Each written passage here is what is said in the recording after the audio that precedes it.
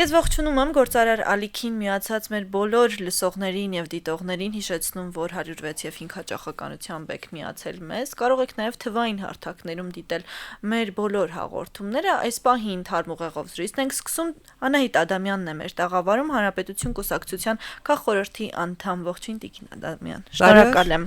որ այսօր մեր տաղավարում եք։ Փորձենք ներքաղաքական հարցեր քննարկել եւ իհարկե արտաքին քաղաքական Սկսելով Նիկոլ Փաշինյանի այցից Ռուսաստանի Դաշնություն, շատերը քննադատաբար են մոտենում, ասելով, որ իշխանությունը ամեն դեպքում դեպի արևմուտք ճանապարհներ ընտրել, բայց կարծես թե հարաբերությունները փորձում է վերականգնել Ռուսաստանի Դաշնության հետ։ Ինչ է տեղի ունենում։ Շնորհակալ եմ հրավերի համար։ Մեր կուսակցությունը հայտարարությամբ հանդես եկավ, որտեղ դատապարտում էր հնարավոր այցը Մոսկվա, նշելով, թե ինչ հետևանքներ այցը կարող է ունենալ։ Բայց ես ուզում եմ այս եթերի առիթը օգտագործել հարցը մի քիչ խորացնելու համար։ Իսկ ինչ գիտենք մենք հայրենական պատերազմի մասին։ Եվ ինչու տասնամյակներով հայրենական պատերազմը ֆետիշացվել է եւ առանձնացվել երկրորդ համաշխարհային պատերազմից։ Սա հարց է, չէ՞։ Արդյոք մեզ չեն ստիպել հավատալ այն իրողությանը, որ երկրորդ համաշխարհային պատերազմում կռվել հաղթել ռաստագի վրա դրոշը բարձրացրել միայն մեկ երկիր։ Արձանագրենք փաստը, որ երկրորդ համաշխարհային պատերազմին մասնակցել են 70 երկիր։ 70 ֆենոմենալ թիվ է 70 երկիր։ Ճիշտ է, ոչ բոլոր երկրներում են ինտենսիվ մարտեր եղել, բայց պաշտոնապես 70 երկիր է մասնակցել։ Այդ պատերազմը ընդգրկել է 3 մայրցամաք։ Մինչև հիմա միջերկրական ծովից հանում են այն ժամանակ խորտակված նավեր։ Մինչև հիմա։ Եվ ինչու է Ռուսաստանի Դաշնությունը այդ հաղթանակը այդպես դարձնում կռապաշտության ինչ-որ թեմա։ Քանի ֆիլմեր են նկարվել, որտեղ անընդհատ ռուսները հաղթում են գերմանացիներին։ Արդյոք դա հիմքում չունի այն իրողությունը, որ միջին վիճակագրական ռուսը, նաև Ռուսաստանի ղեկավարությունը չունի հաղթանակի զգացողություն, կամ ունի հաղթանակը իրենց ձեռքից խլված լինելու զգացողություն։ Դեք սրանք փիլիսոփայական հարցեր չեն։ Վախեր կան, կարծում եք։ Ես կարծում եմ, որ կան ոչ թե վախեր, այլ կան ինքնահաստատման ձգտումներ։ Ինքնահաստատման ձգտումներ զինվորների արյան վրա, որը ազնիվ չէ, որը արդար չէ։ Տեսեք, անդադ շեշտվում էր փաստը, ամենայն դեպս դասագրքերում էլ դա արձանագրվում է, շեշտվում է, որ Ռուսաստանը ամենից շատ զոհեր է տվել։ 20 միլիոնից ավել, պաշտոնական տվյալով, ոչ պաշտոնական տվյալով ավելի շատ։ Ինչու՞։ Որով մեկ էս հարց տվել է, ինչու՞։ Ինչու են այդքան շատ ԽՍՀՄ զինվորներ զոհվել։ Չէ՞ որ ավելի շատ զոհեր տալիս է հարձակվող կողմը, ոչ թե պաշտպանվող։ Արդյոք թնդանոթի միշտ չեն դարձել նույն այդ զինվորները։ Ճիշտ այն պատճառով, որ Ստալինը բանակում սկսել էր գլխատման գործընթաց։ Դեռ պատերազմից առաջ քանի զորահրամանատարներ են պարզապես ֆիզիկապես ոչնչացվել։ Ում էր մնացել բանակի ղեկավարությունը։ Արդյոք Ստալինն ինքը չէր ղեկավարում մարտերը, բացարձակապես զինվորական գործի պատրաստված չլինելով։ Թբիլիսիի սեմինարիան ավարտած Յոսիֆ Վիսարիոնովիչ Ստալինը։ Սրանք հարցեր են, որ այս հարցերին մենք պիտի այնուամենայնիվ պատասխանենք, հետո հասնենք նրան, մենք Կարմիր հրապարակ ինչու էինք գնացել, ինչ էինք կորցրել մեր Կարմիր հրապարակում։ Տեսեք, հայերենական պատերազմի հաղթանակը նշվում է մայիսի 9-ին, երկրորդ համաշխարհային պատերազմի ավարտը մայիսի 8-ին։ Կոգնիտիվ դիսոնանս չկա, թե ոնց է 2 օր ավարտվել։ Այդ ոնց է այդպես ստացվել, կապիտուլյացիոն ակտը 2 անգամ ստորագրվել։ Կամ ինչու։ Պատերազմի ավարտից հետո սկսվեց Սառը պատերազմ անմիջապես։ Ինչու էր Ուինստոն Չերչիլը 46 թվականին ասում, այսօրվա հակաֆաշիստները դառնալու են վաղվա ֆաշիստները։ Կամ ինչ կատարվեց կոնկրետ Հայաստանում հայրենական պատերազմի ավարտից հետո։ Եկեք գնանք, ինչ կատարվեց։ 46 թվականին սկսվեց հայրենադարձությունը։ Այն նրանք, ովքեր ցեղասպանությունից կարողացել էին փրկվել, իրենք ժառանգները վերադարձան Հայաստան եւ որտեղ հայտնվեցին։ Ինչու հայտնվեցին Սիբիրում։ Ինչ քաղաքականություն էր դա։ Ինչին էր ուղղված այդ քաղաքականությունը։ Ինչու էին մարդկանց բերում որակսորեն։ Տվել ենք մենք այս հարցերը մեզ։ Ունենք այս հարցերի պատասխանները։ Կամ ինչու Հարավային Կովկասի 3 հանրապետություններից Հայաստան, Վրաստան, Ադրբեջան թվականակով լինելով ամենափոքրը, ամենամեծ մասնակցություն ունեցանք մենք եւ ամենից շատ 300,000-ի չափ զոհեր ունեցանք մենք։ Այդ դրան զուգահեռ ինչու Նիկոլ Փաշինյանը ամեն դեպքում գնաց։ Կարծում եք նա այդ հարցերի պատասխանները Ես ուզում եմ, որ այս հարցերի պատասխանները մենք չորոնենք Նիկոլ Փաշինյանը ինչու գնաց, ինչու չգնաց։ Ես ուզում եմ, որ մենք մեզ համար իմաստավորենք մեր պատմությունը։ Մենք մեզ համար հասկանանք, ինչ ունենք մենք իբրև ճշմարտություն, ինչ ունենք մենք իբրև միֆ։ Եվ ինչ եզրակացություն սրանից պետք է անենք։ Այդ տեսեք այսօր Լեռնային Ղարաբաղի տարածքում ավերվում են ոչ միայն կրոնական եկեղեցական պատմական հուշարձաններ, ավերվում են նաև հայրենական մեծ պատերազմի զոհերին նվիրված հուշարձանները։ Եվ արդյոք Ռուսաստանի Դաշնության արտաքին գործերի նախարարությունը այստեղ ոչինչ չունի ասելիք։ Հաղթանակի 80-ամյակի փաստացի չունի։ Փաստացի չունի, ավելին, նույն այդ պետության պատրիարքը գալիս է Բաքու եւ պարգևատրում Իլհամ Ալիևի կնոջը, նույն ինքը Ադրբեջանի փոխնախագահ Մեհրիբան Ալիևա Փաշաևային։ Ինչու՞։ Որ արժանինքների համար Հայաստանի Հանրապետության խնդիրը թողնենք մի կողմ։ Արցախի ավերվող հուշարձանների համար է պարգևատրվում։ Ինչ պետություն է այսօր Ռուսաստանը մեզ համար եւ ինչու Նիկոլ Փաշինյանը գնաց մայիսի 9-ի Շքերթի։ Ես կարծում եմ, որ Նիկոլ Փաշինյանը ոչ թե պիտի մայիսի 9-ին գնար Մոսկվա Շքերթի, որտեղ որևէ այսպես երկկողմ հանդիպում չունեցավ կարծես, թե որտեղ որևէ նշանակալի հանդիպում տեղի չի։ Համենայնպես հրապարակային մակարդակով օգտակար գործողության գործակից այդ այցը թերևս չուներ։ Գուցե ինչ-որ բան, ինչ-որ հանդիպում կամ ինչ-որ պայմանավորվածություն, չգիտեմ ինչ եղել է, գուցե, բայց հրապարակային մակարդակով մենք չունենք։ Հրապարակային մակարդակով մենք չունենք նաև այն հարցի պատասխանը, թե ինչու Նիկոլ Փաշինյանը հրաժարվեց գնալ Վատիկան Ռոմի հանգուցյալ Ֆրանցիսկոս Պապի հուղարկավորությանը։ Չէ՞ որ Վատիկանը ոչ միայն կաթոլիկ աշխարհի կենտրոնն է, Վատիկանը պետություն է, որը աշխարհաքաղաքական կտրվածքով շատ մեծ դեր ունի։ Միայն Վատիկանի բանկի մասին, եթե նայեք ինչ դեր ունի Վատիկանի բանկը աշխարհում, հասկանալի կդառնա, թե Վատիկանն ինչ աշխարհաքաղաքական ազդեցություն ունի աշխարհում։ Հաշվի առնենք նաև այն փաստը, որ Ֆրանցիսկոս Պապի կյանքի վերջին համենայն դեպս ամիսներին Բաքուն այնտեղ շատ ավելի մեծ ազդեցություն ուներ, խորհրդաժողովներ էր անցկացնում, առաղովանական հուշարձանների, այսպես ասած, չգիտեմ ինչը, եւ մենք դրան որևէ պատասխան տվեցինք, հայ առաքելական եկեղեցին որևէ պատասխան տվեց, մեր պետությունը որևէ պատասխան տվեց, պետք էր Վատիկան գնալ, թե ոչ, հաշվի առնենք նաև այն փաստը, որ այդտեղ միայն Վատիկանի խնդիրը չէր, այդտեղ էր Մակրոնը, այդտեղ էր Տրամփը։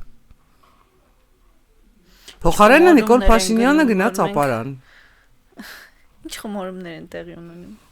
Ինչ խմորումներ են տեղի ունենում, գիտեք, ես կարծում եմ, որ դրան զուգահեռ Ալիևն էլ չգնաց Ռուսաստան։ Այո, Ալիևն էլ որոշեց, որ մայիսի 10-ին իր ծննդյան օրն ինչպես կարող է մայիսի 9-ը անցկացնել ինչ-որ շքերթի մեջ։ Ուղարկեց իր հաղթած զորաբանակը։ Ինչ խմորումներ են տեղի ունենում, գիտեք, ես կարծում եմ, որ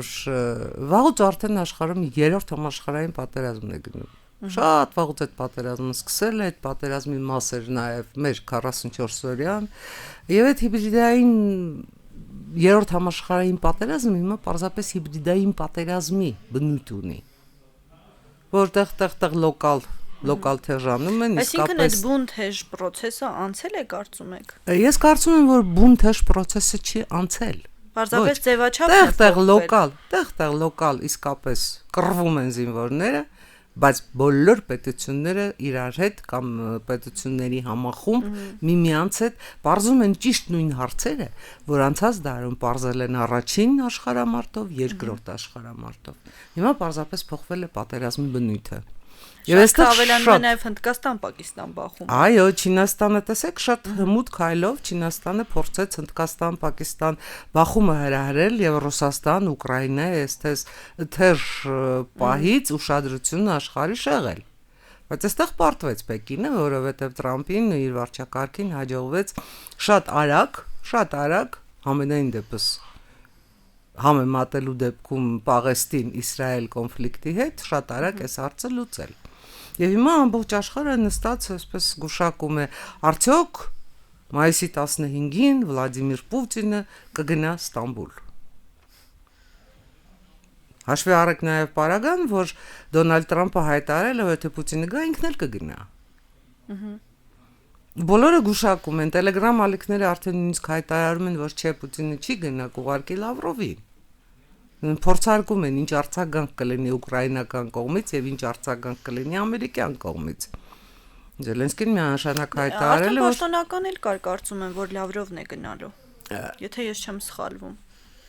Պաշտոնական ես եթերից առաջ նայել եմ, միայն Telegram ալիքներն էին, համենայն դեպս ՌԴԱԳՆ-ի կայքում Լավրովի առաջիկա այցերի մասին որևէ ինֆորմացիա չկար, գուցե մյուս ալիքներով ինչ որ բան կա։ Տեսեք ինչ է նշանակում, որ Լավրովն է գնում։ Դա նշանակում է, որ Զելենսկին չի գնալու, դա նշանակում է, որ դրանք լինելու են կամ ընդհանրապես չեն բանակցություններ չեն լինելու,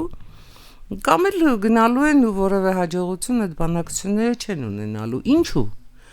Որովհետև ամենայնպես հրապարակային մակարդակում Ռուսաստանն էլ է հայտարարում, որ ինքը շահագրգռված է պատերազմի ավարտով։ Ճիշտ է։ Այո։ Ուկրաինան միանշանակ հայտարարում է, որ ինքը ուզում է որ առաջ պատերազմը ավարտվի։ Ամերիկայի Միացյալ Նահանգները արդեն նույնիսկ սպառնում է, որ եթե հիմա չնստեք ու չբանակցեք, ես բանակցություններից դուրս կգամ։ Ուրեմն ինչու է պատերազմը շարունակվում։ Բայց կողմերը ունեն իրենց պահանջները եւ ոչ ոքի չի բավարարում մյուս ունեն իրենց պահանջները եւ որն է Ռուսաստանի Դաշնության պահանջը։ Իրականում որն է Ռուսաստանի Դաշնության պահանջը։ Դուք կարծում եք Վլադիմիր Պուտինին 3 տարվա պատերազմից հետո պետք են Ուկրաինայի տարածքները։ Իսկ ինչ Օդեսան կամ, չգիտեմ, Ղրիմը, բացարձակապես։ Ռուսաստանի Դաշնության նախագահին պետք է որ միանշանակ Ուկրաինայում լինի իր դրածոն։ Նրան պետք է որ Ուկրաինան չլինի ինքնիշխան պետություն։ Եթե հիշում եք բանակցությունների ընթացքում պահանջներից մեկն էլ Ուկրաինայում ընտրություններ անցկացնելն էր։ Թեպետ դա հակասում է Ուկրաինայի սահմանադրությանը, արտակարգ դրության պայմաններում չի կարող լինել ընտրություններ։ Դե հիմա պրոյեկտեք Պուտինի քայլերը, Պուտինը պահանջում է, նույնիսկ եթե գնում է բանակցությունների, պահանջում է, որ Ուկրաինան պետք է Զապարոժիայի ԱԵԿ-ը եւ տարածքները դեպի գետեր Ուկրաինայի մուտքը փակ լինի։ Այսինքն Ուկրաինան պիտի էներգետիկ կախվածության մեջ լինի Ռուսաստանից, որտեղ Զապարոժիայի ԱԵԿ-ը պետք է լինի իրենցը, եւ Ուկրաինան պետք է հաղորդակցուղիների շրջափակման մեջ լինի։ Դա է Պուտինի պահանջը։ Ռուսաստանը վերականգնում եւ նաեւ ամրացնում է ազդեցությունը իր ազդեցության գոտիներում։ Ռուսաստանը փորձում է վերականգնել ԽՍՀՄ 2-ը։ Դե հիմա փորձենք պրոյեկտել այդ պայմանները Հայաստանի վրա։ Ինչ է պահանջում Իլհամ Ալիևը։ Կետ առ կետ, հավատացնում եմ ձեզ, կետ առ կետ նույն պահանջներն են։ Այսինքն վերադառնանք ձեր հարցի սկզբին։ Ասում եք աշխարհում ինչ է կատարվում։ Աշխարհը բաժանվել է երկու մասի։ Ժողովրդավարական համակարգեր եւ բռնապետական համակարգեր։ Բռնապետական համակարգերը միանշանակ միանշանակ շատ ավելի կառավարելի են, որտեղ այնտեղ հրամանով են կառավարվում, այնտեղ ինչ որ process-ներ, որոշումների ընդունման, համաձայնեցման, չգիտեմ, ինչեր չկան, Ալիևը որոշեց արտահերթ ընտրություն պիտի լինի, արտահերթ ընտրություն է լինում։ Ալիևը որոշեց պատերազմ պիտի լինի, պատերազմ է լինում։ Ալիևը որոշեց, որ գնում է խաղաղության համաձայնագիր է ստորագրում, ոչ ոք չի հարցնելու, բա երեք ինչ է իր ասում, բա հայերը մեր թշնամիները չեն։ Բա բոլոր հայերը չեն մեր թշնամիները, այսքան տարի ինչի եք մեզ խաբել, եթե գնում ենք խաղաղության համաձայնագիր ստորագրելու, ոչ, դա իր կամքն է եւ գնում է եթե գնում է։ Մենք կարծես թե չենք կողմնորոշվել, թե մենք որ կողմին ենք պատկանում, այսինքն մեր որոշումներն ու քայլերը հստակեցված չեն, այ եթե որոշում ենք, որ բռնապետական չենք, լավ, ինչու ենք մենք շարունակում Ռուսաստանի Դաշնության հետ հարաբերվել նման կերպ։ Դա խոսում չէ։ Դա ձեր այն հարցի պատասխանն է, թե ինչու Նիկոլ Փաշինյանը գնաց Մոսկվա։ Նիկոլ Փաշինյանը գնաց Մոսկվա, որտեղ Նիկոլ Փաշինյանը ինչի հիմա չի կողմնորոշվել։ Ինքը որտեղ է։ Որտեղ է ինքը։ Ճիշտը կլներ, որ ոչ թե Նիկոլ Փաշինյանը մայիսի 9-ին լիներ Մոսկվայում, այլ մայիսի 10-ին լիներ Կիևում։ Բայց այդ օրը նա գնաց Կապան։ Եվ սա Նիկոլ Փաշինյանի պատմական դիլեման է։ Տեսեք, փորձենք համեմատել ինչ է կատարվում խորհրդարանում, արտահայտ ընտրություններով ընտրված խորհրդարանում անցած տարիներին։ Միանշանակ կհիշեն բոլորը, ոչ միայն դուք, ոչ միայն ես, բոլորը կհիշեն։ Կա մի խմբակցություն, որը իշխող խմբակցությանը անվանում է Դավաճան, Հողատու եւ այլն, շարքը չմանրամասնել։ Երկու խմբակցություն։ Այո, երկու խմբակցություն եւ կա իշխող խմբակցությունը, որը բոլորը Դավաճան, Հողատու եւ այլն պատասխանում է Թալանչի, կոռուպցիոներ եւ այլ։ Մարդասպան։ Եվ այլ։ Եվ քանի տարի։ Քանի տարի։ Արդյոք դուք կարծում եք, որ այս մնացած 1 տարում իրավիճակը փոխվելու մինչեւ 2026 թվականի խորհրդարանական ընտրությունները։ Այստեղ ավելի կարևոր է արդյոք 26-ից հետո փոխվելու է իրավիճակ թե ոչ։ Հրաշալի հարց եք տալիս։ Ես էլ եմ դա ուզում իմանալ։ Ես կարծում եմ, որ այդ հարցի պատասխանը որքան էլ տարօրինակ է, քաղաքական ուժերը չեն տալու։ Որովհետև եթե մենք 2026-ին ունենանք ընտրված խորհրդարանի այս հիշյալ կազմը, մենք եւս 5 տարի լսելու ենք Դավաճան, Հողատու, Ստոր, Ազգուրաց եւ պատասխան, մարդասպան, կոռուպցիոներ, Թալանչի։ Արդյոք դա Հայաստանի Հանրապետության իբրև պետության թուլացում չի նշանակում։ Եկեք հիշենք, որ այս միանվագ հայտարարությունների ֆոնին անցած տարի միայն ժողովրդավարական հարթակը եւ հանրապետություն կուսակցությունը կարողացան օրակարգ փոխել։ Պարզապես օրակարգ փոխել, քաղաքական օրակարգ փոխել։ Բոլորին համայն հայությանը դուրս բերել այդ ինչ ասեմ տաղապտույտից եւ այդ օրակարգի փոփոխությունը արդեն այս տարի փետրվարին ազգային ժողովում ընդունվեց իբրև օրենք։ Այն է Հայաստանի Հանրապետության Եվրամիության անդամակցության գործընթաց սկսելու։ Սա էլ ընտրանք է, սա ելք է։ Բայց ինչ է անում քաղաքացիական պայմանագիրը օրենքը ընդունելուց հետո։ Եվ արդյոք քաղաքացիական պայմանագիրը մտադիր է ինչ-որ բան անել։ Սեպան նայենք, ինչքանով է կատարվել սեպան։ Դուք շփման մեջ չեք, ինչ են ասում։ Ինչու չի կատարվում սեպան։ Ասում են սեպա պլյուսն է մշակվում։ Ինչ երաշխիք, որ սեպա պլյուսը կատարվելու է նույն արդյունավետությամբ կամ չի կատարվելու ավելի ստույգ նույն արդյունավետությամբ, ինչ սեպան։ Ցեք անվտանգության նոր համակարգ է ձևավորվում ամբողջ աշխարհում։ Ամենայն դեպս այս ընթացող հիբրիդային 3-րդ համաշխարհային պատերազմի արդյունքում ձևավորվելու է ինչ-որ համակարգ։ Հայաստանի Հանրապետությունը ունի բազմաթիվ խնդիրներ, որոնցից առաջինը բնականաբար բոլորիս համար ազգային անվտանգության խնդիրն է։ Մենք որտեղ ենք որոնելու մեր ազգային անվտանգության պաշտպանության հարցը։ Արդյոք հապկի բավիղներում որտեղ սառել մնացել։ Թե մենք պետք է գնանք երկկողմ ռազմաքաղաքական համաձայնագիր կնքելու ՆԱՏՕ-ի անդամ երկրների հետ։ որոնք հիմա ապահովում են մեր պաշտպանությունը։ Իրականացնել։ Փոփոխություններ մենք կարող ենք անել ընտրություններով, միանշանակ կարող ենք անել ընտրություններով։ Եվ որպեսզի ժողովուրդը գնա եւ ճիշտ ընտրություն անի, պետք է ներկայացվեն այն ծրագրերը, որոնք իրենք կարող են ունենալ։ Տարբերակները, այլընտրանքը, այս տեղապտույտի այլընտրանքը, այս հավասարակշռի այլընտրանքը, որը իրականում միֆ է, որտեղ Հայաստանի Հանրապետությունը հավասարակշռ քաղաքականություն չի վարում եւ չի կարող հավասարակշռ քաղաքականություն վարել ստեղծված պայմանների պատճառով։ Ինչ հավասարակշռ քաղաքականության մասին կարող է խոսք լինել, երբ Հայաստանի Հանրապետությունը միանշանակ բոլոր ոլորտներում գործում են ռուսական մոնոպոլիաները։ Այ հավասարակշիռը կսկսի այն պահից եւ այնտեղ, որտեղ այդ մոնոպոլիաները կնվազեն եւ տնտեսությունը իրոք կդիվերսիֆիկացվի, կշարքի նժարը հիմա մոտավորապես այս վիճակում է։ Երբ որ Ռուսաստանի ազդեցությունը սկսի նվազել եւ արևմտյան կապիտալ մտնի, արաբական արևմտյան կապիտալ մտնի Հայաստան, այդ պահին կսկսվի հավասարակշիռը։ Հիմա մենք մեզ պարզապես խափում ենք։ Իսկ ինչ է պետք դրա համար, ինչ է պետք, որ այդ նժարի երկու կողմերը սկսեն հավասարվել կամ գոնե Ռուսաստանի կողմը, ինչպես ասում եք,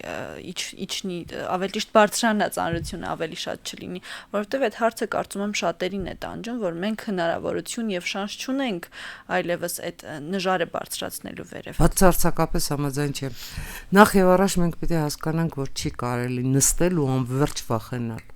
Մինչև դարավերջ վախենալ չի կարելի։ Դա նշանակում է, որ մենք պարզապես գնում ենք դանդաղ հոգեվարքի։ Մենք վերջին հաշվով ես համաձայն չեմ։ Հանրապետություն կուսակցությունը մեռնելու ծրագիր չի վերցրել։ Բացարձակապես։ Եվ ոչ միայն Հանրապետություն կուսակցությունը, ոչ միայն։ Ես կարծում եմ, որ մենք պարզապես պետք է վերագնահատենք մեր հնարավորությունները, հասկանանք մեր հնարավորությունները։ Մենք պետք է այդ հիբրիդային պատերազմի արդեն տեղական մակարդակով մղվող Հայաստանի Հանրապետության դեմ մղվող հիբրիդային պատերազմից ձերբազատվենք ու հասկանանք, որ մեզ անverջ պարտադրվող է թույլի, պարտվածի, անելքության, հյուսիսում փրկիչ տեսնելու, հյուսիսից փրկիչը գալու ու մեզ փրկելու ժամանակները պարպվել են, չկա նման տարբերակ։ Առհասարակ պիտի փրկիչների չսպասել երևի։ Փրկիչների չպիտի սպասել որևէ տեղից։ Հիշում եք, չէ՞, խեղդվողի փրկության գործը, խեղդվողի գործն է։ Մեր ազգային անվտանգության թիվ 1 երաշխավորը պիտի լինի Հայաստանի Հանրապետության ազգային բանակը։ Որ ասում էին ներսից պիտի սկսել։ Այո, բայց Հայաստանի Հանրապետության ազգային բանակը այս պահին չի կարող միայնակ եւ որևէ պետության ազգային բանակ, որևէ պետության, դա միայն չի վերաբերվում Հայաստանի Հանրապետությանը, որևէ պետության ազգային բանակ չի կարող միայնակ այդ խնդիրը լուծել։ Դրա համար իրեն պետք է դիվանագիտություն, դրա համար պետք է կրթություն, դրա համար պետք է ժողովրդագրական պատկերի փոփոխություն, էներգետիկ անվտանգություն, պարենային անվտանգություն եւ ամենակարևորը, ամենագլոբալը, ամենահիմնականը տնտեսական անվտանգություն։ Ունենք մենք այդ խնդիրները, լուծում ենք մենք այդ խնդիրները, ոչ, չունենք եւ չենք լուծում։ Համենայն դեպս Հայաստանի Հանրապետության տնտեսական անվտանգության խնդիրը ինչպես ազդարարվել է, որ պետք է լինի Հայաստանի Հանրապետությունում տնտեսական հեղափոխություն, այնպես էլ այդ տնտեսական հեղափոխությունը մենք չհասկացանք ինչ էր, ինչպես պիտի սկսվեր, ինչու չսկսվեց։ Դրա համար պետք են փոփոխություններ, դուք ճիշտ եք ասում։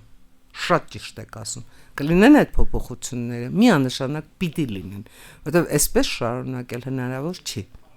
Եվ ես կարծում եմ, որ այդ փոփոխության նախաձեռնությունը պիտի լինի ժողովրդինը։ Տեսեք, դուք հիմա ինձ կարող եք հարցնել, այս ինչ ֆալս ստարտ է, ինչու է ընտրություններից 1 տարի առաջ քաղաքական ուժերը այսպես բեմ են դուրս եկել